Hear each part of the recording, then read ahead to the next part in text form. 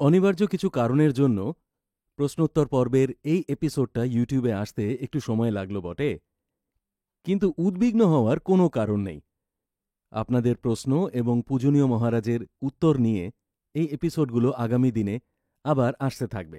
সুতরাং ঠাকুর মা স্বামীজির ভক্ত অনুরাগীবৃন্দকে অনুরোধ যে আপনারা আপনাদের প্রশ্নগুলো এই ভিডিওর কমেন্ট সেকশনে অথবা ডেসক্রিপশনে দেওয়া ইমেলে আমাদেরকে পাঠান এবং আমরা সেই প্রশ্নগুলো পূজনীয় মহারাজের কাছে রাখব এবং তিনি তার সময় মতন আপনাদের পাঠানো প্রশ্নগুলো নিয়ে আলোচনা করবেন।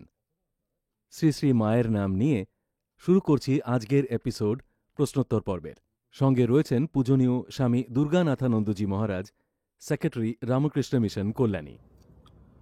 ওম জননীং শারদাং দেবীং রামকৃষ্ণং জগদ্গুরুং পাদপদ্মে তয়োঃ শ্রিত্বা প্রণমামি মুহুর্মুহুঃ।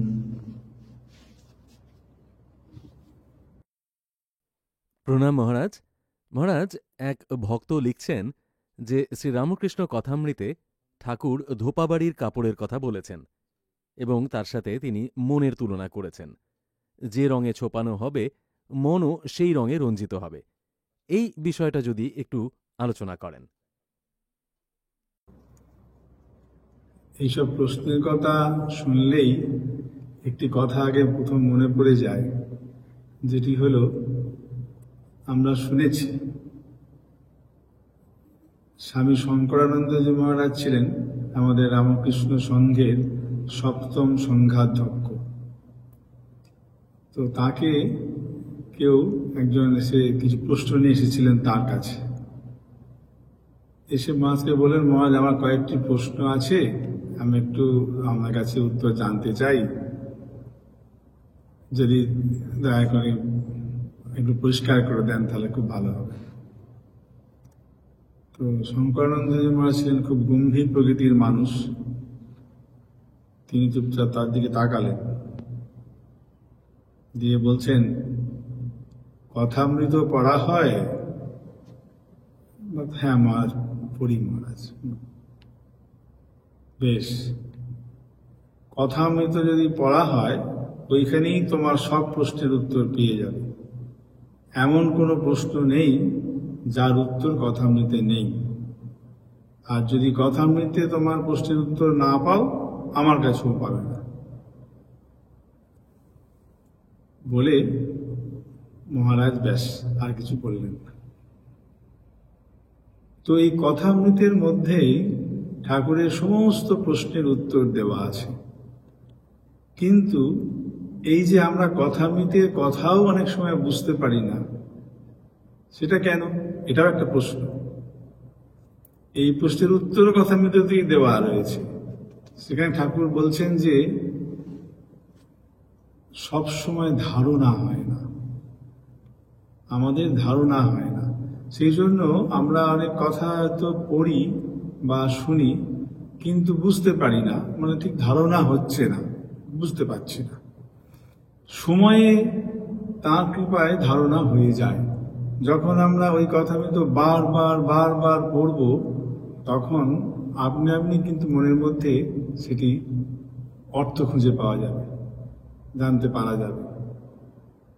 তো এখানে যে প্রশ্নটি, অর্থাৎ ঠাকুর বলছেন যে মন হলো ধোপাবাড়ির কাপড়, যে রঙে ছোপাবে সেই রঙেই ছুপবে, সেই রঙই হয়ে যাবে।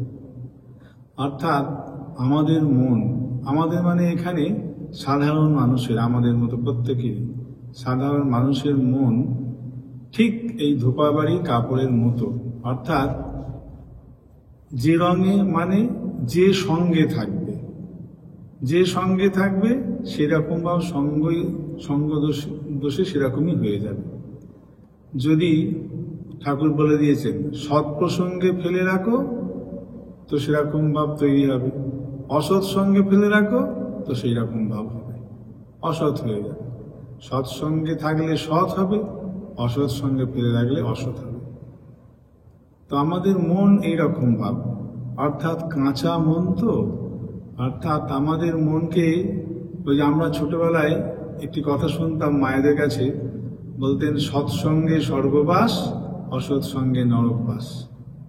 তো যে ছেলেটি এই সৎসঙ্গের সঙ্গে ঘুরে বেড়াচ্ছে, তার মধ্যে সৎ চিন্তা, সৎ ভাবনা এইগুলি আসবে। আর যে অসৎ সঙ্গ পেয়ে গেছে, তার মনের মধ্যে সেই অসৎ ভাব, কুভাব এইগুলি আসবে।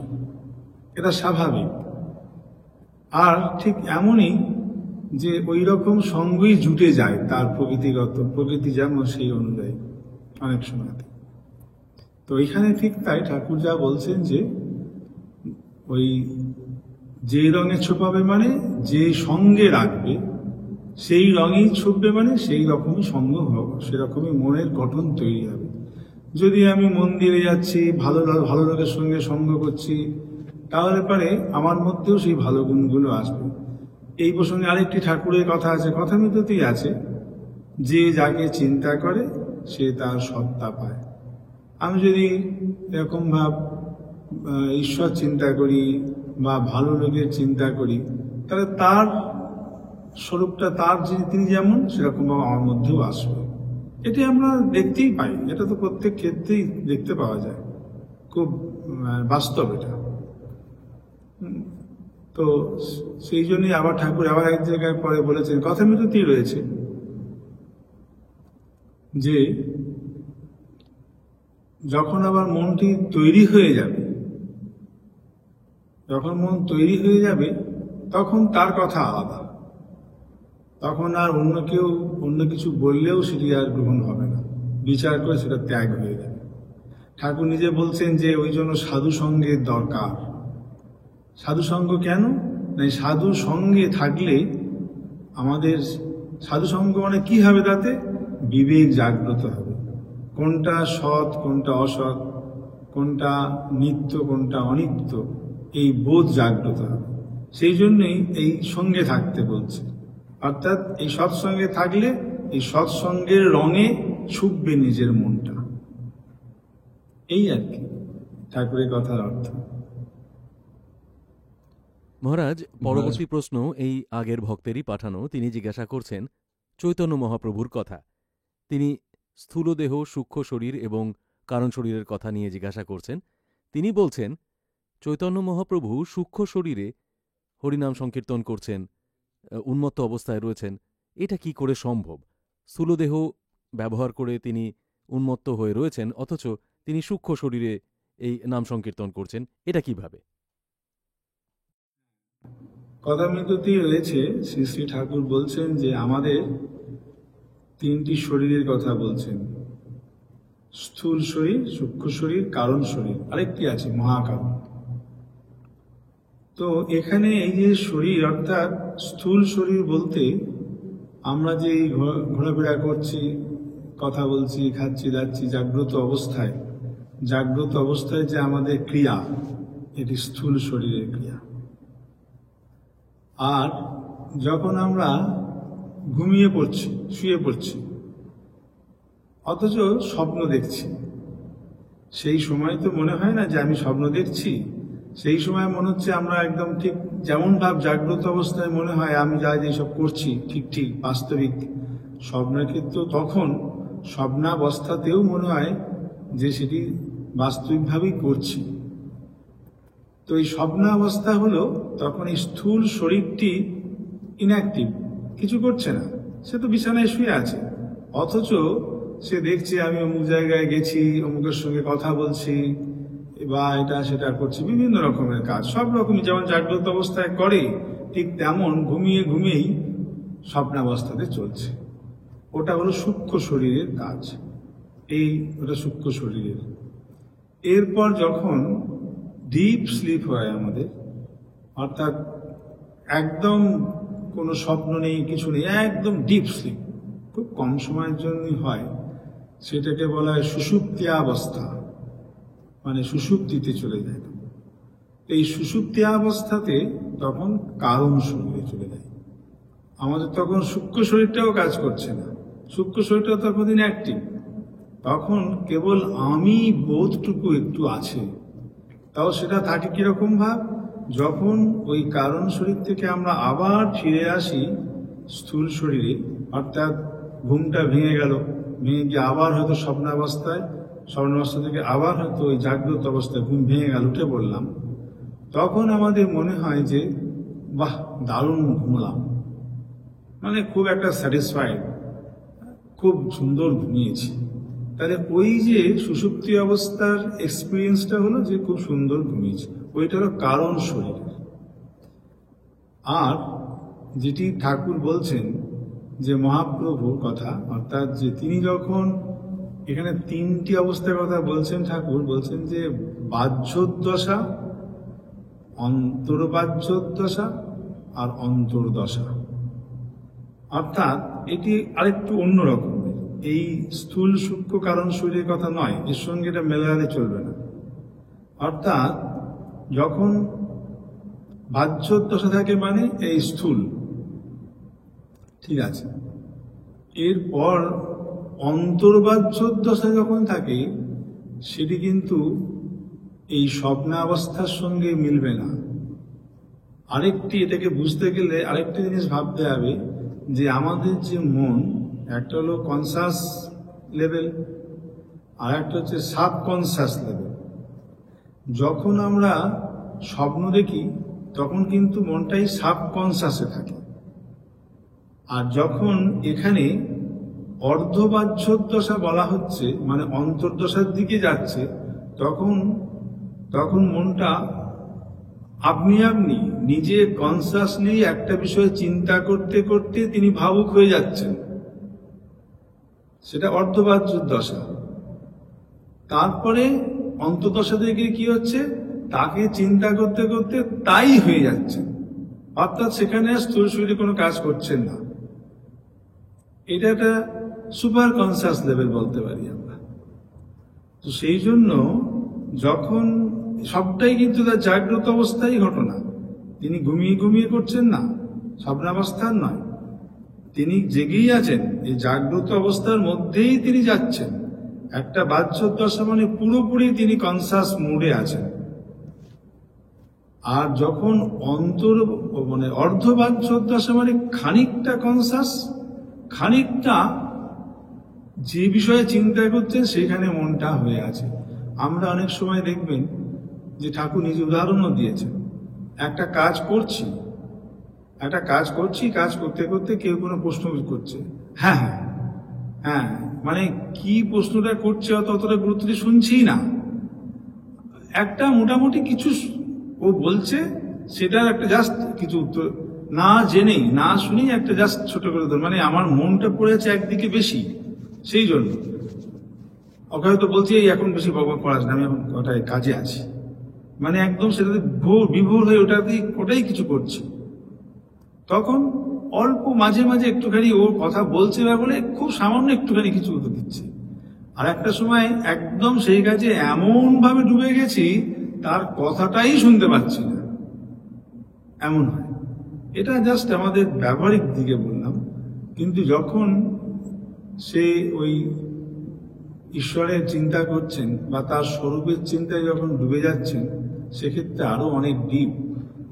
অর্থাৎ অন্তর্বাহ্যোদ্দশাতে সে তখন খুব অল্প একটু কনসাস মোডে আছে বটে, কিন্তু ঈশ্বরের দিকে মনে আছে বলে কেবলমাত্র ঠাকুর বলছেন যে সেই সময়তে তার নাচ গান কি হয়তো একটু নাচছেন বা এরকম ভাব করছেন, কিন্তু মনটা পুরো ভাবে নৃত্য করছে, বিশেষ কিছু তখন কোনো দিকে খেয়াল নেই, কোথায় যে কি হচ্ছে না হচ্ছে, কত কি করতে হবে না করতে হবে, এরকম ভাবে কিছু নাই। আর যখন অন্তর্দশা, তখন সেটুকুও করতে পারছেন না, তখন একদম স্থির। তিনি কিন্তু জাগ্রত অবস্থাতেই আছেন, তিনি স্থির, মানে তাকে চিন্তা করে সেই তার সঙ্গে নিজের মনকে এক করে ফেলেছেন, মনের গতি তখন ওই দিকেই চলেছে। আমরা যখন অবসূক্ষ্ম অর্থাৎ যখন আমরা স্বপ্নাবস্থায় থাকি মন চঞ্চল থাকে, যখন জাগ্রত অবস্থায় তখনও মন চঞ্চল, যখন আমরা স্বপ্নাবস্থায় তখনও মন চঞ্চল, কিন্তু যখন সুষুপ্তাবস্থায় থাকে তখন একটু মনটা একরকম থাকে, একাগ্র মতো হয়ে যায়। কিন্তু এখানে যখন তিনি বাহ্যোদ্দশায় আছে তখন মনে কাজ করছে বলে তিনি কীর্তন গাইছেন, তিনি নাচছেন, সবকিছু করতে পারছেন, বা ওনার সঙ্গে কথা বলছেন, সবকিছু। অর্ধবাহ্য দশায় কেবলমাত্র ভাবে নাচছেন, তাকে দেখলেই মনে হবে যে তিনি যেন তার মনটা নদীর পাচ্ছে, কিন্তু নাচছেন, খানিকটা আছে। আর যে যখন তাকে চিন্তা করতে করতে একদম তার সঙ্গে মিশে গেছেন, মানে তন্ময় হয়ে যাচ্ছেন, তখন তার আর কিছুই করার ক্ষমতা নেই, এই স্থূল শরীরে কোনো কাজই নেই তার, তখন একেবারে তাতেই মিশে গেছে, চুপ চুপ হয়ে গেছে। অর্থাৎ এখানে ওই স্থূল শরীর, সূক্ষ্ম শরীর, কারণ শরীরের সঙ্গে আর এই তার এই দশা, এ দুটোর মধ্যে এক জিনিস ঠিক নয়। আমাদের তো এরকম হবে না। আমরা যদি ভাবি যেরকম কোনো কিছু গান করতে করতে একবারে ওরকম তৎময় হয়ে যাওয়া, এরকম তো আমাদের তো হচ্ছে না, আমাদের সাধারণ মানুষ হবে না। তিনি ওই জায়গায় গিয়ে পৌঁছেছেন বলে তার এই তিনটে দশা এরকমভাবে হচ্ছে। ঠাকুরের হতো, জুতো আছে কিনা সেদিকে খেয়াল রাখার ক্ষমতা নেই, লাস্টের দিকে বলছে যখন নেমে এলেন বলছে ওরা জুয়া, মানে ও রাখা জুতো কি আছে, অতটা বলার তার সম্ভব হচ্ছে না, অতটা বলার। এই অর্ধবাহ্য দশার মতন অবস্থা। এটা কি শুধু অবতার পুরুষের মধ্যেই হয়? না, অবতার পুরুষের মধ্যে তো এই ঈশ্বরকে নিয়ে এতটা তার মধ্যে ডুবে যাওয়ার ব্যাপারটা তাদের বেশি দেখা যায়। আর সাধকদের ক্ষেত্রে অবশ্যই হতে পারে, সাধকদের ক্ষেত্রে হতে পারে। তারা ওই সময়তে অন্য কিছু, ওই ঈশ্বর ছাড়া অন্য কিছু চিন্তা করতে তাদের ভালো লাগে না, বা করেও না, করতে পারে না।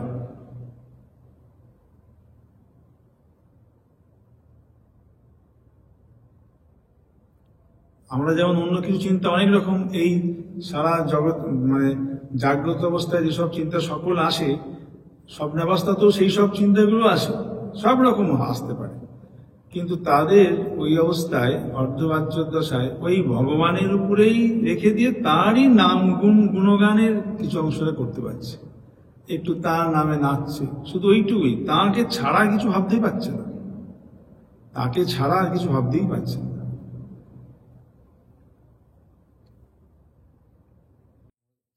মহারাজ, এর পরবর্তী প্রশ্নে ভক্ত জিজ্ঞাসা করছেন শ্রীমর কথা, কথামৃতকার শ্রীমর কথা। তিনি বলছেন যে শ্রীম যেহেতু শ্রী কেশবচন্দ্র সেনের সাথে আগে থেকেই পরিচিত ছিলেন, সুতরাং এই ভক্তের এটা মেনে নিতে অসুবিধা হচ্ছে যে শ্রীম আগে থেকে ঠাকুরকে চিনতেন না, অথচ কথামৃতে এই উল্লেখ আমরা কোথাও পাই না যে তিনি আগে থেকে ঠাকুরকে চিনতেন, বরঞ্চ মনে হয় যেন তিনি চিনতেন না, তিনি দক্ষিণেশ্বরে গিয়ে ঠাকুরকে জেনেছেন, চিনেছেন এবং তারপরে যা লিখেছেন। তো এইটা একটু যদি আলোচনা করেন। হ্যাঁ, শুধু কেশবচন্দ্র সেন কেন, নগেন্দ্রনাথ গুপ্ত তিনি মাস্টার মহাশয়ের নিকট আত্মীয় ছিলেন। তিনি ঠাকুর কাছে এসেছেন এবং তার সম্বন্ধে লিখেওছেন, ট্রিবিউন পত্রিকায় লিখেছিলেন। তারপরে মাস্টারমশাই যখন এত আত্মীয়, তখন তো মাস্টারমশাই তার কাছ থেকে শুনে থাকতেই পারেন, এই বিষয়ে আমাদের এরকম তো মনে হতেই পারে। ঠাকুরের কথা যে মাস্টারমশাই আগে শোনেননি এ কথা আমরা বলতে পারবো না, কিন্তু ঠাকুরের সঙ্গে যে পরিচয়, ঠাকুরকে চেনা, সেইটা যে একটা আলাদা জিনিস। আলাদা জিনিস কিরকম, দেখুন আমরা আমাদের বহু জিনিস আমাদের কানের মধ্যে খবর আসে, এখানে একজন এরকম হয়েছে, একটা ঘটনা খবর এলো, ওখানে একটা হলো, কিন্তু আমরা গুরুত্ব দিই না। যখন সেখানে কাছে গেলাম, আমার কোনো প্রয়োজনে লাগলো, তখন সেটার প্রতি গুরুত্ব বাড়লো। তার আগে হ্যাঁ অনেক কিছুই হচ্ছে, তার মধ্যে এটাও একটা, এইরকম ভাব হতে পারে। তিনি কোনো জায়গায় একথা লেখেননি, তো সেই জন্য আমাদের জানা নেই যে তার এরকম ভাব পরিচয় ছিল কিনা। তবে মাস্টার মহাশয় সেই সময়তে সাংসারিক বিভিন্ন রকম সমস্যার মধ্যে ভুগছিলেন, খুব অশান্তির মধ্যেই ছিলেন, যার জন্য সংসারের এই অশান্তির জন্য হয়তো তার এইসবগুলো অতটা গুরুত্ব বলে মনে হয়নি, দিতে পারেননি, বা নিজের কাজের নিজের কাজের খুব ঝামেলার মধ্যে বা নিজের কাজের ব্যস্ততার মধ্যে এইগুলো শুনলেও অতটা গুরুত্ব দিয়ে তিনি ভাবেননি বা অত দেখেননি, তাহলে নিশ্চয়ই আমরা পেতাম।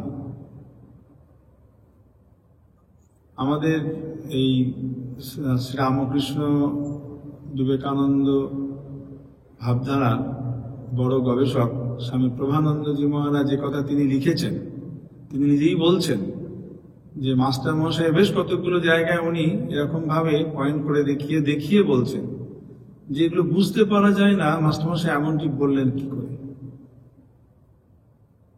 আসলে পরেই মহারাজ এমনই আবার একটা তার উত্তর নিজেই দিচ্ছেন। তিনি বলছেন যে সম্ভবত তার মনের এইরকম অবস্থার জন্য তখন এমনটি হয়ে গেছে। তিনি ঠাকুরের কাছে গেলেন, গিয়ে বললেন যেন সুখদেব এরকম বা তার শিশুদেরকে কথা শোনাচ্ছেন, ভগবত প্রসঙ্গ শোনাচ্ছেন, এইসব হলো। কিন্তু প্রথম যে দিনটাতে তিনি গেছেন সেই দিনটার কথাই তো হঠাৎ করে মনে নেই, ডেটটা উল্টে পাল্টা হয়ে গেল। প্রথমে বললেন ফেব্রুয়ারি মাস, পরে বললেন না না ওটা মার্চ মাস, তারপরে আবার ওটাকে না না না ওটা এই মাস। এই যে মানে একটা মানুষ যখন কোন রকম মানে সমস্যার মধ্যে থাকে, খুব জটিল সমস্যার মধ্যে, তখন যেন একটা জিনিস ভাবতে হবে যে মাস্টার মশাইয়ের শ্রী শ্রী ঠাকুরের কাছে যাবার আগের মুহূর্তটা ছিল যে এমন একটা যে তিনি যাচ্ছেন সুইসাইড করতে, এই জীবন তিনি রাখবেন না, তিনি সুইসাইড করতে যাচ্ছেন, এইরকম তার মনের অবস্থা। অর্থাৎ এই জগৎ সংসারে তার আর দরকার নেই, তার এই শরীর রেখে আর প্রয়োজন নেই, কেননা এই দিয়ে তিনি কিছু করতে পারছেন না, এরকম ভাবছেন। তো এতটাই ফেড আপ হয়ে গেছেন তিনি।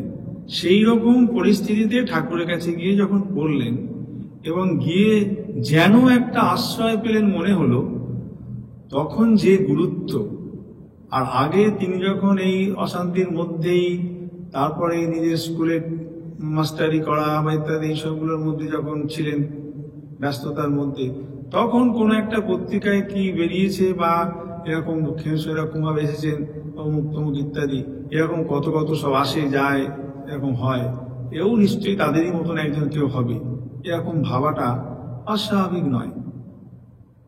সেই জন্য ঠাকুরকে যখন গেলেন, নিজের চোখে দেখলেন এবং নিজে তার কথা শুনে যখন তিনি চেঞ্জ হলেন, তখন তার শুরু হলো তাকে চেনা। অর্থাৎ ঠিক মনের সঙ্গে তাকে একেবারে তার চিনতে পারলেন তাকে, অর্থাৎ তাকে নিজে নিলেন। তো ওই জন্য দেখা আগে হয়তো হতেই পারে, তার সম্বন্ধে দেখা বা শোনা, দেখা হয়েছিল কিনা জানি না, কিন্তু শোনাটা হতেই পারে, এ বিষয়ে কোনো সন্দেহই নেই, তার বিষয়ে শুনেছেন, এটা হতেই পারে। তবে একটা কথা কি, ঠাকুর যখন ছিলেন তখনও পর্যন্ত ঠাকুরকে বেশিরভাগ জনই একজন পাগল লোক বলেই জানতো যে ও একটা পাগল আছে এখানেতে, কখনো গঙ্গার ঘাটে গিয়ে কাদায় মুখ ঘষড়ায়, কখনো একটা ইয়ে নিয়ে এটা ওটা কাপড় নিয়ে বগলে পড়ে নিয়ে ঘুরে বেড়ায়, কখনো ওইখানে ফেলে দেওয়া কাঙালিদের এঁটোগুলোকে নিয়ে তুলে নিয়ে গিয়ে মাথায় করে নিয়ে গিয়ে ফেলছে কোথায়, সেটা খাচ্ছে, দক্ষিণেশ্বর পূজা করতে করতে বসেই থাকে নাকি, সব বিভিন্ন সব অনেক রকম কথা শোনা যায়। সেই হিসেবে কোন একজন পাগল দক্ষিণেশ্বরে আছে, হ্যাঁ, তার সম্বন্ধে হয়তো এরকম বলছে, এমন মনে হতে পারে। তারপরে যখন তার একটুখানি এইসব কথাবার্তা শুনে যখন ভালো ভালো কিছু বেরোলো, তখনও তার মনে হতে পারে যে হ্যাঁ, এরকম তো অনেক এরকম আসে, এরকম আমাদের অভাব নেই এদেশে, হ্যাঁ, মাঝে মাঝে আসে, এরকম এরকম হয়। ওই জন্য অত গুরুত্ব দেননি। পরে গুরুত্ব পেল এই সময়, যখন তারও অবস্থা এরকম অবস্থা, অর্থাৎ একটা কিংকর্তব্য বিমূঢ় অবস্থায় রয়েছেন, সেই সময় ঠাকুরের দর্শন এবং তার এই কথাবার্তা। এবং আর একটা কথাও আছে যে ভগবান নিজে কৃপা করে না বোঝালে, না জানালে পরে জানা যায় না, সেটা নিজেই বলছেন ঠাকুর, কে তোমারে জানতে পারে তুমি না জানালে পরে। তো সেরকম ঠাকুর হয়তো তাকে এই সময়তেই জানাবেন বলেই অপেক্ষা করছিলেন, এমন হতে পারে। একথা ঠিকই যে মাস্টারমশাই আগে তার কথা শুনেছেন হয়তো, কিন্তু সেরকম ভাব কোনো জায়গায় তা লেখা নেই, বলেননি কিছু। মানে সেই গুরুত্বটাও তখন হ্যাঁ, তার কাছে অতটা এটা ছিল না। ঠিক যে তাকে চিনেছেন ওই সময়তেই। অর্থাৎ সমস্যার ঠাকুরের কাছে মধ্যে গিয়ে যখন যে পৌঁছালেন, যখন তার ওই সুইসাইড করতে যাচ্ছিলেন যে অবস্থা, সেই অবস্থা থেকে যখন আবার ফিরে এলেন আমাদের সাধারণ ভূমিতে, সাধারণ মানুষের ইয়েতে, তখন তার চেনা শুরু হল। সেটা আগে হয়নি। মহারাজ, পরবর্তী প্রশ্নে আসি। এক ভক্ত জানাচ্ছেন যে তিনি জপ ধ্যান করছেন, সাধুসঙ্গ করছেন, যাবতীয় যা যেরকম নিয়ম তিনি সমস্ত পালন করে তিনি এগিয়ে যাওয়ার চেষ্টা করছেন, কিন্তু সর্বভূতে ভগবান, সেই একই ভগবান বিরাজমান।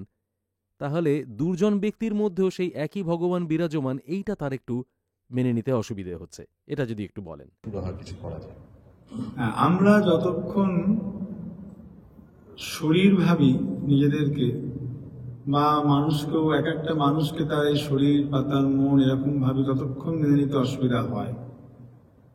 কিন্তু যখনই আমরা তার সত্তা, তাকে চিন্তা করি, তখন আর এই বোধটা থাকে না। যেমন আমাদের এই যে শরীর, মন, বুদ্ধি, এই সমস্তটাকে নিয়ে এই যে আমি, আমার যে সারবস্তু, সেটি হলো আত্মা।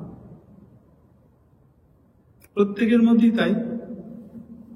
এবার সেই আত্মা যখন এই উপাধিযুক্ত হয়ে মন, বুদ্ধি, শরীর বা সংস্কার সবকিছু নিয়ে তখন যখন থাকে, আমরা তখন সেই সবটাকে নিয়েই তো আমি। তো এই যে জীবাত্মা, আমরা বলি এটাকে জীবাত্মা, আমরা কোনো সময় আরেকজনকে যখন দেখছি, যেমন নিজেকে যখন শরীর মন ছাড়া কিছু ভাবতে পাচ্ছি না, ঠিক অন্যজনকেও তার ওই শরীর মন ছাড়া কিছু ভাবতে পারছি না। তার মধ্যে যে তারও সারবস্তু আত্মা আছে, এবং সেই আত্মাই যে সেই শুদ্ধ স্বরূপ, সেই পরমাত্মার সঙ্গে তার কোনো ভেদ নাই, একই। এটি বোঝা অনেক পরের ব্যাপার।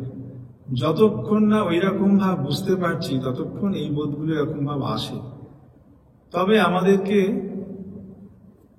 এই বারবার শুনতে শুনতে, বারবার পড়তে পড়তে শাস্ত্র, তখন আস্তে আস্তে এগুলো ভাবটা আমাদের চেঞ্জ হয়। গীতায় বলছেন যে এই যে কাজ আমরা করি, প্রকৃতি আমাদের এই কাজ করায়। যে চুরি করছে সে যেমন প্রকৃতি তাকে দিয়ে চুরি করাচ্ছে। এই যে আমি চুরি করতে পারবো না, আমাকে প্রকৃতি আমাকে দিয়ে করতে দেবে না। মানে আমার প্রকৃতি এমন, আমি ওই কাজটা করতে পারবো না, ইচ্ছা করলেও জোর করে করতে পারবো না। যে ওই কাজটা করছে সে ওইটাকে বাদ দিয়ে এর বিপরীত অন্য কাজ ইচ্ছা করলেও করতে পারবে না। তার প্রকৃতিটাই ওই রকম ভাব, প্রকৃতি ওকে দিয়ে ওই রকম ভাব কাজ করাচ্ছে। তো সেই হিসেবে ও তখন দেখা যাবে যে ও নিজে চাইছে যে না, আমি ভালো হতে চাই। অনেক সময় দেখা যায় এরকম ভাব, কেউ কেউ দেবেন যখন নিজের ওই ইয়েতে পড়ে যায়, তখন বলে আমি তো ভালো হতে চেয়েছিলাম, আমি তো ভালো কাজ করে, আমি তো সমাজের মধ্যে প্রত্যেকের মতনই আমি সম্মান নিয়ে বাঁচতে চেয়েছিলাম, কিন্তু পারিনি। কোনো একটা ঘটনা, কোনো একটা সমস্যা, কোনো একটা পরিবেশ আমাকে এইটি করতে বাধ্য করেছে। আমি সেখান থেকে ছেড়ে বেরিয়ে আসতে পারছি না এখন আর। দেখা যায় এরকম অনেকেই বলে। তাই জন্য স্বামীজি বলছেন যে চুরিকে ঘৃণা করো, চোরকে নয়। তার কারণ ওর যে সত্তা, একটি মানুষ যে একটি খারাপ ব্যক্তি, তার যে সারবস্তু যেটি, অর্থাৎ সেটি হচ্ছেন সেই আত্মাই। এবং সেই আত্মা, সেই আমাদের এক পরমাত্মা যে সর্ববস্তুতে বিদ্যমান, সে তিনি সৎস্বরূপ, তিনি সর্বব্যাপী। তার ক্ষেত্রে তার আত্মার সঙ্গে আমার আত্মার কোনো ভেদ নাই। উপাধিগত ভেদ থাকলেও তার সঙ্গে আমার কোনো আত্মিক কোনো ভেদ নাই। প্রত্যেকেই সে এক আত্মা। এখন ওই বোধটা যতক্ষণ না আমাদের আসছে, ততক্ষণ এইটাকে মেনে নেওয়া একটু কঠিনই বটে। তবে যারা ভক্ত, ভগবানকে নিয়ে আছে, ভগবানের দিকে যেতে যেতে যেতে যেতে, ভগবানকে নিয়ে থাকতে থাকতে যখন আরেকটু বুদ্ধিকে উঠবে, তখন সে দেখবে যে ভগবানই সবকিছু করছেন বা করাচ্ছেন। তখন সে ওই তার খারাপ গুণটাকে দেখে ভাববে যে ও, সুদৃষ্টিভঙ্গির এখন পার্থক্য হয়ে যায়। সে ভাববে যে ভগবান আমি যাতে অমনটি না করি তার জন্য ওকে দিয়ে ওই খারাপ কর্ম করিয়ে আমাকে শিক্ষা দিচ্ছেন। অর্থাৎ ও যে খারাপ কর্ম করছে তার ফল তোকে পেতেই হবে। যে যেমন কর্ম করবে তার তেমন ফল পেতেই হবে, কেউ রোধ করতে পারবে না। তো সুতরাং সে ওই যে খারাপ কর্মটা ভগবান ওকে দিয়ে করাচ্ছেন আমার মঙ্গলের জন্য, মানে আমি যাতে না করি সেই জন্য। এরকম যখন ভাবতে হবে তখন তার প্রতি আর রাগ হবে না, তার প্রতি দয়া হবে। তখন মনে হবে আহারে মানুষটা কিরকম, দেখো ওই খারাপ কাজ করে খুব বেচারা, ঠাকুরের মঙ্গল করুন। তখন তার মধ্যে এইরকম কথা বেরোবে। ঠাকুর নিজেই বলছেন আমাদের স্বাভাবিক ব্যবহারিক জীবনেতে ওই জন্য বলছেন সকলের মধ্যেই সেই নারায়ণই আছেন, সকলের মধ্যে সেই ভগবানই আছেন বা সেই আত্মাই আছে। কিন্তু যখন আমরা এই ব্যবহারিক দৃষ্টিতে যখন আমরা চলব জীবনযাপনের ক্ষেত্রে, তখন ঠাকুর কার সঙ্গে কেমন ব্যবহার করতে হয় সেটাও বলে দিচ্ছে। যে দুষ্ট, যে খারাপ লোক, তাকে দূর থেকে প্রণাম, তার কাছে যাওয়ার দরকার নেই, বলে দিচ্ছেন তিনি যে তাদের দূর থেকে প্রণাম, তার সঙ্গে গলাগলি চলবে না। বলছেন বাঘের মধ্যেও সে নারায়ণ আছেন, কিন্তু বাঘকে আলিঙ্গন করা যাবে না, দূর থেকে প্রণাম। আর যারা ভালো লোক, যার সঙ্গে আমাদের মেলে, তার সঙ্গে গলাগলি চলে, অর্থাৎ তার সঙ্গে ব্যবহার, কাছাকাছি যাওয়া যায়, তার সঙ্গে ব্যবহার করা যায়। তো সেই রকম ভাব আছেন প্রত্যেকের মধ্যেই তিনি, প্রত্যেকেরই সেই এক সার বস্তু হচ্ছে সে আত্মাই। এই বোধটা আমাদেরকে আনতে হবে, আস্তে আস্তে আসবেও। সে ভগবানই আছেন, কেননা দুষ্ট লোকের মধ্যে আলাদা একজন আছেন আর ভালো লোকের মধ্যে আলাদা একজন আছেন, তা তো কখনো হতে পারে না। কেননা ভগবান এক এবং অদ্বিতীয়, তিনি কখনো দুই হতে পারবেন না, একই আছে। সুতরাং ওর মধ্যে আলাদা বস্তু থাকলে পরে ভগবানের নিত্য হয়ে যাবে, ওটা তো কখনই সম্ভব নয়। তো আছেন ওর মধ্যেও, তিনিই আছেন, তার গুণগুলো এইরকম ভাবে। তার সে কোনো একটা অবস্থাতে এরকম অবস্থায় পড়েছে, হয়তো দেখা যাবে যে সে এই আগের জন্মে অন্যরকম ছিল, বা আবার পরেও হয়তো অন্যরকম হয়ে যাবে, বা এই জন্মের মধ্যে এখন এইরকম আছে, পরে চেঞ্জ হয়ে অন্যরকম হয়ে যাবে। আমাদের এখন দেখতে পাই, এইরকম দেখতে পাই। যেমন শুনেছি আমি, আমাদের মঠ, বেলুড় মঠ অফিসে একটি ভলেন্টিয়ার ছিল, তো সে একবারে ভীষণ বিনয়ী এবং খুব কাজের, ভীষণ কাজে, বয়স্ক। তো আমাকে একদিন ওখানে একজন মহারাজ বললেন যে আচ্ছা ওকে দেখছো না, ও যে এরকম।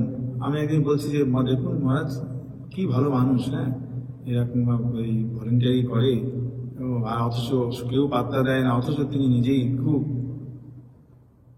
তো তখন একজন মহারাজ বললেন যে হ্যাঁ এখন ওই অবস্থা চেঞ্জ হয়ে, কিন্তু আগে কি করেছে জানো, কত কি কাণ্ড করেছে।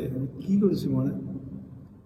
কত নকশাল পিরিয়ডে যে কত কাণ্ড করেছে, হয়তো খুন খারাপিও কত করে তার ঠিক নাই হয়তো, কিন্তু পরবর্তীকালে আস্তে আস্তে আস্তে আস্তে এই যাতায়াত করতে করতে এখন বয়স হয়ে গেছে, সে বয়স হয়ে গেছে, সে শরীরে জোর নাই বা সেরকম নাইও।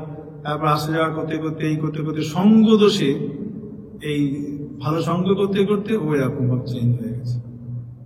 সেখানেই মঠেই পড়ে থাকে, সে এটা ওটা নিজেই করতে চায়। এইখানে নোংরা সঙ্গে সঙ্গে করে পরিষ্কার করে দিল, এই করতে কেউ বলার অপেক্ষা রাখে না, করে দেয়। এই চেঞ্জ। তাহলে সেই মানুষটি আজকে যে খারাপ, সে যে কালকে ভালো হবে না, এ কথা বলতে পারি না। আবার আমিও যে আজকে ভালো আছি, কোনো অবস্থার পরিপ্রেক্ষিতে যে আমার মধ্যেও খারাপ গুণ হট করে এসে যাবে না, এ কথাও বলা বড় মুশকিল। তাই জন্য মানুষকে ঘৃণা নয়, তার খারাপ গুণ, ওই খারাপ গুণটাকে আমরা ঘৃণা করব, কিন্তু মানুষকে নয়। তখন সেও অসহায় বড়। তবে তা বলে তার কাছে গিয়ে আমি কি তুমি হ্যাঁ খুব ভালো করছো অমুক তমুক ইত্যাদি বলা যায়, তা করার দরকার নেই। কিন্তু নিজের মনের মধ্যেই যে ওর মধ্যেও ভগবানই আছেন, ভগবান ওকে ঠিক পথে এগিয়ে নিয়ে চলুন, এই প্রার্থনাটুকু আমরা করতে পারি। তিনি তো সর্বশক্তিমান, তিনি সবই যখন করতে পারেন তখন ওকেও ভালো করতে পারবেন। এইটুকু করলে পরে আমারও ভালো হবে, আমাদেরও ভালো হবে, ওরও ভালো হবে। এই মহারাজ, এক ভক্ত জিজ্ঞাসা করছেন, নিজের মুক্তি সাধনের জন্য কি কি জিনিস আছে, কি কি কাজ আছে যেটা করতেই হবে, এবং আদৌ কি নিজে মুক্ত হওয়া সম্ভব, এটা তিনি জানতে চাইছেন। একটু যদি আলোচনা করেন। আগে মুক্তি লাভের আগে অনেকগুলি ব্যাপার। এখন প্রথমে মুক্তি লাভ বলতে কি বোঝায় সেটা জানতে হবে। আমি মুক্তি লাভ বলতে কি বোঝাচ্ছি সেইটি যদি না জানি তাহলে মুক্তি কি লাভ, কিরকম মুক্তি লাভ। মুক্তি অনেক রকমের আছে। আমি কি ধরনের মুক্তি লাভ করতে চাইছি, আমার বন্ধনটা কোথায়, কিসের বন্ধন, সেই বন্ধন থেকে তো মুক্তি। মুক্তি মানে হলে একটা জায়গায় বন্ধন হয়ে রয়েছে, এখন সেই বন্ধন থেকে মুক্তি চাইছি। এখন অর্থাৎ সেই বন্ধনটা কি, আর এর থেকে মুক্তি লাভ মানে কিরকম হবে অবস্থাটা, সেটাও আমাকে আগে ঠিক করতে হবে। সেটা আমাকে না জানলে পরে মুক্তি কথা বলা খুব মুশকিল। যেমন আমরা কোনো একটা জায়গায় একটা চাকরি করছি, তো চাকরির ক্ষেত্রে অশান্তি অনেক ক্ষেত্রেই হয়, এখনকার দিনে অনেকে এসে বলে। তো সেই অশান্তির জন্য তখন আমাদের মনে হচ্ছে উফ, এখান থেকে মুক্তি পেলে আমি বেঁচে যাই। এখান থেকে মুক্তি মানে ওই চাকরির স্থলে যে অশান্তিটা, ওই অশান্তিটা থেকে মুক্তি পেতে চাই, বা ওই জায়গাটা থেকে আমি যাতে অন্য জায়গায় একটা ভালো জায়গায় আমার পোস্টিং হয়ে যায়, অন্য একটা জায়গায় ট্রান্সফার হয়ে যায়, ভালো একটা পেয়ে যাই, তাহলে আমি মুক্ত হয়ে গেলাম। এখন এই মুক্তি মানে আমাদের এই ব্যবহারিক জীবনে একটা কাজ থেকে আর একটা কাজে যাওয়ার নাম, বা একটা ছোট ঝামেলা থেকে সেই ঝামেলা মিটিয়ে শান্তিতে থাকা, সেই মুক্তি। আর আমাদের ভক্তর ক্ষেত্রে যেমন সে ভগবানকে নিয়ে থাকতে চায়, সে চায় আমি আর অন্য কিচ্ছু চাই না, জগৎ সংসারে আমার আর কিচ্ছু চাওয়া নেই, পাওয়া নেই, আমি শুধু ঠাকুরের সঙ্গে থাকবো, ভগবানের সঙ্গে থাকবো। তিনি যখন যেখানে যাবেন তার সঙ্গে সঙ্গে যাব, তিনি যখন অবতার হয়ে আসবেন আমিও তার সঙ্গে সঙ্গে লীলায় অংশগ্রহণ করব, এরকম ভাব তার সঙ্গে থাকবো। কেউ ভাবে যে আমি ভগবানের দেহের সঙ্গে একবারে তার অঙ্গ হয়ে থাকব, কেউ ভাবে যে ভগবানের লোকে যেখানে তিনি থাকেন সেই জায়গায় কোনো অশান্তি নেই, শুধু আনন্দ, ভগবানকে নিয়ে আনন্দ, আমি সেইখানে থাকব। এরকম ওই শালক্য মুক্তি, সাযুজ্য মুক্তি, তো এরকম ভাব মুক্তি আছে। এখন আমার একটা মুক্তি আছে, আমি ওসব কিচ্ছু জানি না, কিচ্ছু চাই না, আমি বুঝেছি যে আমি হলাম ভেতরে আমার সেই আত্মা, কিন্তু আমি এইসব বিভিন্ন এই উপাধি নিয়ে, অষ্টপাশ নিয়ে বাঁধা,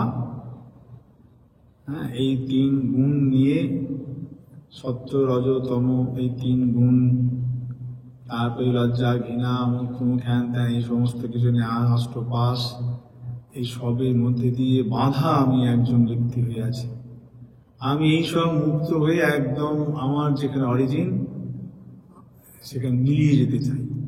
আমার আমিত্বই চলে যাক, আমার এই আমিত্ব কি রাখতে আমি আর চাই না, আমি থাকবে না, যেখান থেকে এসেছি সেখানেই একেবারে মিলিয়ে যাব। আত্মান্তিক মুক্তি চাই, যেখানে সুখও নেই, দুঃখও নেই, যেখানে আনন্দও নেই, আবার কষ্টও নেই। কি আছে বলা যাবে না, আর আমি তখন কি অবস্থায় সেটা বলা যাবে না, একদমই। আত্মান্তিক মুক্তি চাই। এই মুক্তি এখন কোন মুক্তি চাই, কিরকম ভাবে বদ্ধ আমি, সেটি না জানলে হবে না। আগে জানতে হবে যে আমি কিরকম বদ্ধ। যে যেরকম ভাবে বদ্ধ বলে নিজেকে ভাববে, সে সেরকম মুক্তি চাইবে, আর তার সেই রকম মুক্তির জন্য সেরকম ব্যবস্থা আমাদের রয়েছে শাস্ত্রে, সেরকম ভাবে এগোতে হবে। এবং এটি এখন একরকম বলে দিলে হবে না। শুনে ধন্য হয়ে গেলাম মহারাজ, অভূতপূর্ব ব্যাখ্যা। মহারাজ, পরের প্রশ্নে আসি। এক ভক্ত তিনি তার নিজের একটা মেডিকেল কন্ডিশনের সম্পর্কে বলছেন। তিনি বলছেন যে যখন তার কম বয়স ছিল তখন তিনি একটা বিশেষভাবে ব্যবহার করতেন লোকের সাথে, কিন্তু মন্ত্র পাওয়ার পরে, দীক্ষা মন্ত্র পাওয়ার পরে তারপরে আস্তে আস্তে নিজেকে তিনি বদলে ফেলেন এবং মানুষের সাথে ভালো ব্যবহার করতে শুরু করেন এবং সেভাবে তিনি চলেন। কিন্তু ইদানিং তার বয়স হয়েছে এবং তার পার্কিনসন্স রয়েছে এবং তিনি বলছেন যে সেই রোগের কারণে তিনি অনেক সময় অনুচিত ব্যবহার করে ফেলেন এবং পরবর্তী সময় সেটা তার রিপেন্টেন্স হয়, খারাপ লাগে যে আমি এরকম করলাম, এটা আমার করা উচিত হয়নি। তো এর থেকে কিভাবে বিরত থাকা যায় সেটা তিনি জানতে চাইছেন। আমাদের এই যে ব্যবহার, আস্তে আস্তে আস্তে আস্তে যখন আমরা প্রত্যেক দিন একটু একটু করে ভালো ব্যবহার করতে শুরু করব, বা আমরা যখন ঠিক ঠিক করতে বসব, তখন এইটাই আমাদের মানে সহজাত হয়ে যাবে। তখন অটোমেটিক্যালি আমি কখনো কারোর প্রতি খারাপ ব্যবহার করছি না। প্রথম প্রথম করছিলাম, যখন বুঝতে পারছি তখন নিজের মনকে আস্তে আস্তে সংযত করার চেষ্টা করছি। এই বারবার হয়ে গেল, পরে আবার ভাবলাম না, এটা তো করা উচিত হয়নি, সংযত হয়ে গেল, না আমি কখনো এমন যেন করবো না, আর এরপর থেকে যেন না করি। তারপরে প্রার্থনা করছি বা নিজেও খালি ভাবছি। এই বারবার চেষ্টা, তো এটাও তো সাধন। এই করতে করতে অটোমেটিক্যালি আমাদের অবচেতন মনে ওইটাই ভেসে যাবে। তখন কেউ কিছু বললেও সঙ্গে সঙ্গে তখন আর খারাপ ব্যবহার হবে না, আমি চাইলেও হবে না। তখন ওটা তখন অবচেতন মনে অলরেডি হয়ে গেছে, ওটা রেকর্ডেড হয়ে গেছে। তো এই যে তখন তার সঙ্গে তখন ভালো ব্যবহারই হবে। তো ওই জন্য আমাদের এই এখন যেরকম হচ্ছে, আমরা চেষ্টা করছি, মানে আমি এটাও তো সাধন করছি, এই চেষ্টা করছি মানেই সাধন। তারপর বলছে না, একটু চেষ্টার দরকার, ভালো হওয়ার চেষ্টা করতে হবে, এই সাধন। এই সাধন করতে করতে নিশ্চয়ই আমরা এগোবো। একসময় এটা ঠিক আর এরকম হবে না, তখন মনে হবে যা যেমন হচ্ছে তখন ভালোই হবে। মহারাজ, এক ভক্ত জানতে চাইছেন যে তিনি স্বামীজির উদ্দেশ্যে একটি বার্তা পাঠাতে চান, কি করে তিনি বুঝবেন যে স্বামীজি সেই বার্তা নিলেন? ঠাকুর যে সুন্দর কথা মিত্রদের বলেছেন যে একজন একটি চিঠি লিখেছিল, তার ঠিকানা লিখেছিল স্বর্গ বলে লিখে পোস্ট বক্সে ফেলে দিয়েছিল। তো পরে পোস্টম্যান দেখে যে কোথায় স্বর্গ, তো স্বর্গতে চিঠি দিয়ে আসবে কি? তো এখন ব্যাপার হচ্ছে, যে লিখেছিল চিঠিটি তার মধ্যে বিশ্বাসটি ছিল প্রবল, যে আমি চিঠিটি লিখে দিলাম মানে সেটি ভগবানের কাছে ঠিক পৌঁছাবে। সে সেই বিশ্বাস নিয়েই লিখেছিল। যদি তার সেরকম ভাবে বিশ্বাস হয় যে এটি আমি ভগবানকে জানাচ্ছি, তিনি অবশ্যই জানবেন, তাহলে জানবেন। যিনি ভগবান যদি এরকম হয় যে সর্বজ্ঞ, তিনি সবকিছু তাঁরই সৃষ্টি, তিনি স্থিতি বিনাশ করছেন, আর তিনিই সব হয়ে রয়েছেন, সর্বভূতে তিনি, সবকিছুতে তিনি, তাহলে না জানার তো কথা নয়। এক্ষেত্রেও ঠিক তাই, স্বামীজি সম্বন্ধেও ঠিক তাই। আমরা তো অনেক সময় দেখতে পাই, এখনো পর্যন্ত দেখতে পাই, যখনই আমরা কোনো কিছু প্রার্থনা করি, সেই প্রার্থনার তো ফল পাওয়া যায়, তার মানে তিনি তো শুনছেন। আর অনেক ক্ষেত্রে প্রার্থনা না করলেও ঠিক ভালোটা স্বামীজির কাজ করতে করতে আপনি সেগুলো হয়ে যায়, তাহলে তিনি নিশ্চয়ই এগুলি সম্বন্ধে জানছেন। মনের যদি আরতি তেমন থাকে, যদি আমার বিশ্বাস ঠিক থাকে, তার প্রতি শ্রদ্ধা যদি এমন থাকে, তাহলে নিশ্চয়ই তার কাছে গিয়ে পৌঁছবে। সেটির জন্য বাইরে না লিখলেও হয়, শুধু মনটাই যথেষ্ট। সেই মনের মধ্যে যখন উঠবে তখন সেই তার কাছে পৌঁছবে। আমাদের যে মন, শুদ্ধ মন হলে অর্থাৎ বা আন্তরিক যদি হয়, তাহলে পরে তার সঙ্গে তো তার যোগ আছে, সে আত্মারই তো যোগ। সুতরাং সেই তার কাছে কি অবশ্যই পৌঁছবে। একটা মানুষ একটা জিনিস চিন্তা করছে, স্বামীজি বলছেন যে সূক্ষ্ম চিন্তার তরঙ্গ প্রবাহিত হয়। একটা মানুষ একটা ভালো জিনিস চিন্তা করছে যে এখানে যদি একটা এরকম ভাব সুন্দর ব্যবস্থা হয় তাহলে বহু মানুষের উপকার হতো। এই চিন্তা করছে, শুধু কাউকে বলছে না, সে মনে চিন্তা করছে। দেখা যায় আস্তে আস্তে আস্তে আস্তে ওই চিন্তা আরো অনেক মানুষের মধ্যে হচ্ছে, এবং তারপর কালে সে জায়গায় সেটি হচ্ছে। অর্থাৎ তার মানেই আমি কাউকে বলছি না, কিন্তু আমি মনে মনে চিন্তা করছি যে এটা যদি হয় ভালো হয়। এই যে একটা সূক্ষ্ম চিন্তার তরঙ্গ সব সময় প্রবাহিত হচ্ছে, উপযুক্ত পরিবেশ পেলে তার সেখানে গিয়ে সেটি আঘাত করবে। অর্থাৎ এই যে ভাইব্রেশন, আমাদের যেমন ভাবে রেডিও আবিষ্কার হয়েছে, বিভিন্ন হার্টসেতে তো সব তরঙ্গগুলো যাচ্ছে, মোবাইল বিভিন্ন কোম্পানি বিভিন্ন রকমের সব তরঙ্গ হচ্ছে, তো এরকম ঘুরে বেড়াচ্ছে। সেরকম ভাব সেই চিন্তার তরঙ্গও এরকম ঘুরে বেড়াচ্ছে। যদি উপযুক্ত পরিবেশ, উপযুক্ত মানুষ, ঠিক তারই ভাবের কোনো মানুষের লাগে, তখন সে আবার সেটাকে নিয়ে তারও মনেও আবার এটা কালচার হবে, তৈরি হবে। এরপর ঠিক সময় মতো সেখানে তৈরি হয়। তো মানুষই যখন হয় তখন স্বামীজির কাছে তো হতেই পারে। ততএব যদি আমরা মনে করি কোনো কিছু চাই, স্বামীজিকে জানতে চাইছি, স্বামীজির কাছে বলছি, স্বামীজি এরকম করলে হয়, এরকম তুমি করে দাও বা এরকম হোক, তাহলে সেটি আন্তরিক হলে এবং আমার যদি বিশ্বাসটি ঠিক থাকে, শ্রদ্ধা ঠিক থাকে, তাহলে তার কাছে পৌঁছবে। আমাদের প্রার্থনা তো এইরকমই তো।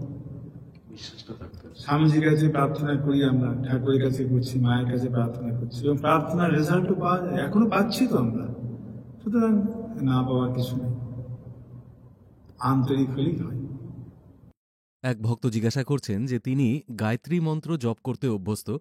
তিনি সম্ভবত এখনও মন্ত্র পাননি, কিন্তু তিনি জানতে চান যে মন্ত্র পেলে পরে তিনি এই গায়ত্রী মন্ত্র জপ কি চালিয়ে যাবেন, নাকি গুরু প্রদত্ত মন্ত্রই তিনি তখন জপ করবেন? কিভাবে হবে? গায়ত্রী মন্ত্র তো ঠিকই আছে, উপকৃত হওয়ার সময় গায়ত্রী মন্ত্র আমরা পাই, এবং গায়ত্রী মন্ত্র জপ করতে বলা হয়, গায়ত্রী মন্ত্র করতেই হবে, প্রার্থনা একটা। আর দীক্ষা যদি হয়ে গিয়ে থাকে তাহলে তো গুরু বলেই দিয়েছেন যে গায়ত্রী মন্ত্র 10 বার জপ করে নেওয়ার পর তারপরে গুরু মন্ত্র জপ করতে। আর যদি দীক্ষা না হয়ে থাকে তাহলে দীক্ষা যখন নেবেন তখন গুরু বলে দেবেন কি করতে হবে, যেমনটি গুরু বলে দেবেন তেমনটি করবেন।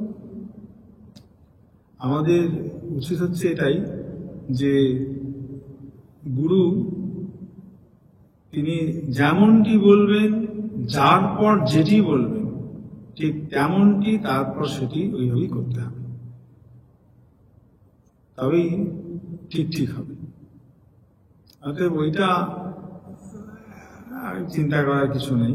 যদি দীক্ষা না হয়ে থাকে তাহলে দীক্ষার সময়ে গুরুই বলে দেবেন ওটা কিভাবে কি করতে হবে, তিনি যেমনটি বলবেন তেমনটি করা উচিত।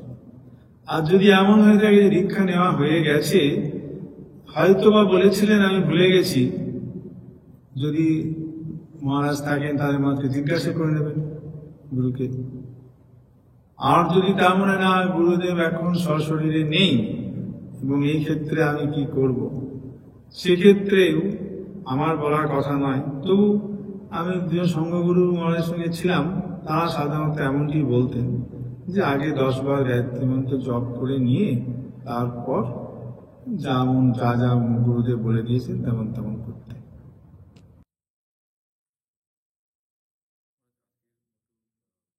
মহারাজ, আজকের এই এপিসোড আমরা এখানেই শেষ করি। আপনার যদি ভক্তদের প্রতি কিছু বলার থাকে আপনি দয়া করে বলুন। না না না, আমাকে আর কি বলা, আমার বলা একটাই যে ভগবান শ্রী শ্রী ঠাকুর সকলের মঙ্গল করুন, সবাই ঠিক ঠিক পথে এগিয়ে যাক। আমরা যে যেখানে যে জায়গাতে আছি সেই জায়গা থেকেই আমরা আস্তে আস্তে প্রত্যেকেই তার দিকে যেন এগিয়ে যাই, অর্থাৎ জীবনের উদ্দিষ্ট পথে যেন এগিয়ে যাই, এই প্রার্থনা। ওম শান্তি শান্তি শান্তি। হরি ওম তৎসৎ। শ্রীরামকৃষ্ণার্পণমস্তু।